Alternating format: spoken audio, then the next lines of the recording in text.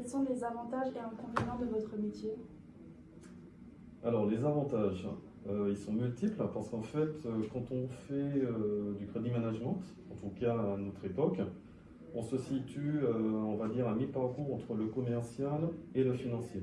Ce n'est pas un métier, on va dire, comptable enfin, au sens historique, et ce n'est pas non plus un métier commercial 100%. C'est un peu des deux. C'est-à-dire qu'on est là pour finaliser la relation commerciale et on est là pour s'assurer, on va dire, que les impératifs financiers de la société soient atteints et voilà.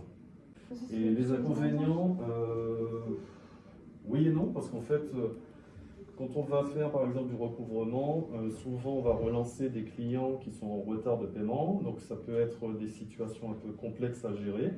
Si jamais les clients ont des difficultés de trésorerie ou sont en manque de solutions, ça peut générer un peu d'agressivité ou ce genre de choses. Et on peut aussi avoir un peu de pression, mais plus en interne, parce que les objectifs commerciaux sont élevés. On va nous demander peut-être de valider des commandes que nous, on aurait souhaité bloquer tant que notre client n'est pas à jour de ces règlements. Voilà. Donc ça peut être un inconvénient, on va dire, quand on a des situations un peu conflictuelles à gérer. Voilà. Qu'est-ce qui vous plaît dans votre métier, tout ce qui est motivation, tout ça? Ce sont des échanges avec nos clients, c'est savoir que nous, on apporte un produit ou un service à notre client et que s'il en est satisfait, il arrive à nous payer, il arrive à produire, voilà, et à générer des profits. Et donc nous, on participe au succès de nos clients. Donc c'est vrai qu'il y a de multiples rencontres à faire, donc c'est un peu tout ça qui est assez plaisant.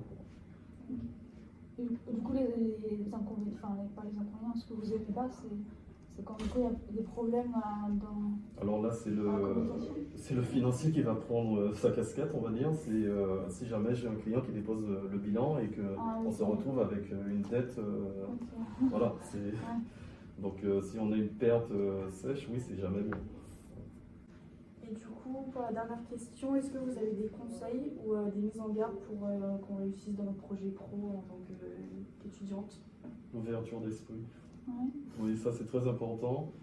Et ne pas renier, on va dire, la valeur travail. Voilà.